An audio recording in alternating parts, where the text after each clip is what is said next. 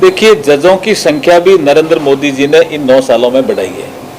Data भी दे सकता हूं, चूंकि विषय सेंसिटिव है, लेकिन एक चीज आपको बता देता हूं, इसमें जो हमने काम किया है उससे हमारी प्रायोरिटी भी है। जो आपने कहा बिल्कुल ठीक कहा कि जो पेंडिंग केसेज हैं उनका निस्तारण जल्दी होना चाहिए, जिससे आम नागरिक को न्याय मिले। अब इसमें 2-3 चीजें हम कर रहे हैं। एक तो एडीआर का सिस्टम हम लागू कर रहे हैं, अल्टरनेट डिस्प्यूट रेजोल्यूशन मैकेनिज्म। इसके कई पार्ट हैं, जैसे one part is the arbitration, उसको हम स्ट्रेंथन कर रहे हैं। दूसरा पार्ट है मीडिएशन का, तीसरा पार्ट है कंसिलिएशन का, और एक है ई कोर्ट। अभी आपने देखा होगा कि पहले कोई नागरिक कहीं जाता था, मेरे केस में डेट क्या है, तो पेशगार से पूछता था। अब आप किसी अदालत के किसी परिसर में, सबऑर्डिनेट कोर्ट में भी, इवन हाई कोर्ट और सुप्रीम कोर्ट में तो एकदम चालू है ही, मैंने भी देखा है, लेकिन सबऑर्डिनेट कोर्ट में भी जाएंगे तो टच स्क्रीन करके आप केस नंबर जैसे ही डालोगे तो आपकी अगली डेट का पता चल जाएगा।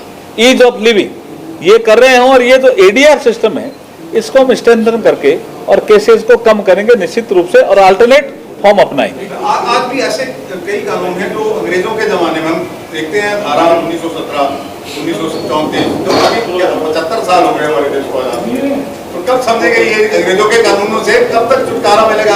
आपका बहुत शानदार क्वेश्चन आपने पूछा। ये नरेंद्र मोदी जी ने ही सोचा। आप देखेंगे 1486 ऐसे कानून समाप्त किए जिनकी कोई जरूरत नहीं थी, अंग्रेजों के जमाने में बने हुए। कपास नहीं उगा सकते, आपका क्या लेने देना?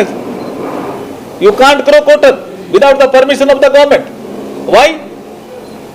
उस समय जरूरत थी, अब थोड़ी जरूरत है। तो ऐसे हमें 1486 कानून समाप्त किए हैं, 65 अभी पाइपलाइन में है।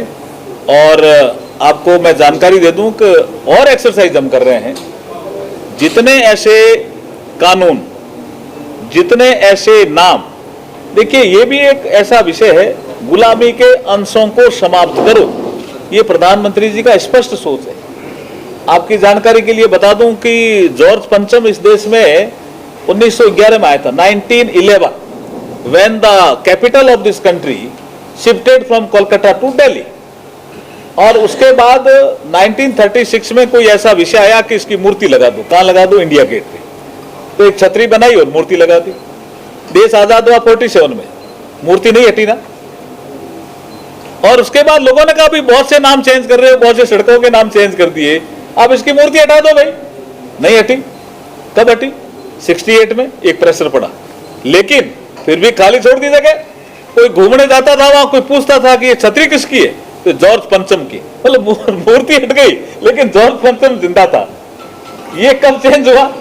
नरेंद्र मोदी जी के कालखंड में। उसी छतरी पे सुभाष बोस की मूर्ति लगा दी और कर्तव्य पथ बना दिया। इसलिए हम कहते हैं 9 साल बेमिसाल। सर 9 साल बेमिसाल आपने उपलब्धियां गिनाई, हमने सुनी, और बिल्कुल जो उपलब्धियां आंकड़ों के साथ थी।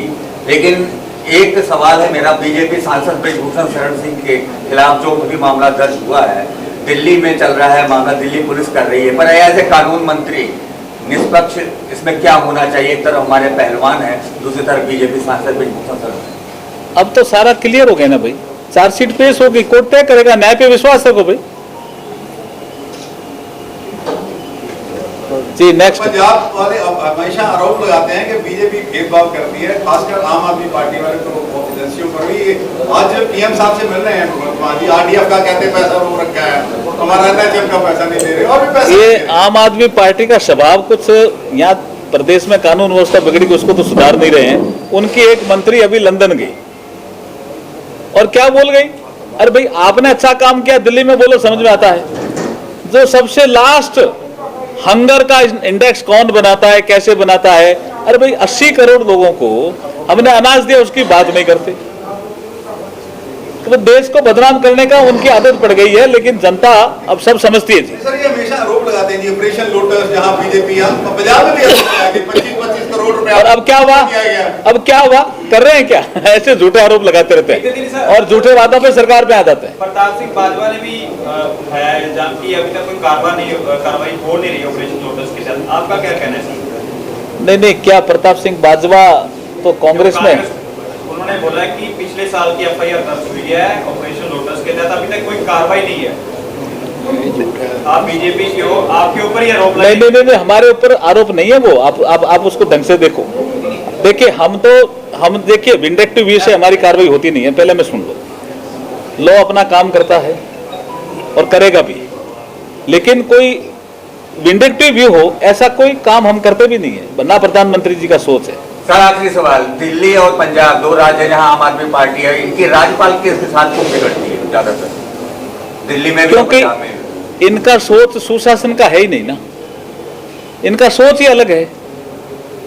अब जैसे ऐसे वादे कर दो जो पूरे भी नहीं हो, प्रदेश की आर्थिक स्थिति बिगड़ जाए तो भी इनको कोई इसका असर नहीं पड़ता।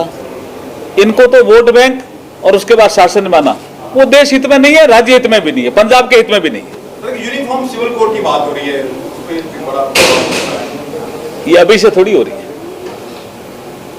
जब कॉन्स्टिट्यूट असेंबली में डिबेट हुई थी ना, तब भी ये विषय चर्चा में आया था। बाबा साहब डॉक्टर अम्बेडकर साहब ने स्पष्ट कहा था कि हमें दूसरे देश जो हमारे बाद जो आजाद होंगे उनको भी हमें रास्ता दिखाना है। तो कुछ राज्यों ने इसमें काम किया। आपने देखा गोवा में यूनिफॉर्म सिविल कोड है। आपका उत्तराखंड अपने तेजी से काम कर रहा है और अभी लॉ कमीशन की रिपोर्ट आई है और लॉ कमीशन ऑफ इंडिया की रिपोर्ट को पब्लिक डोमेन में डाला है। आप भी अपने सुझाव दीजिए। थैंक यू जी, बहुत बहुत धन्यवाद।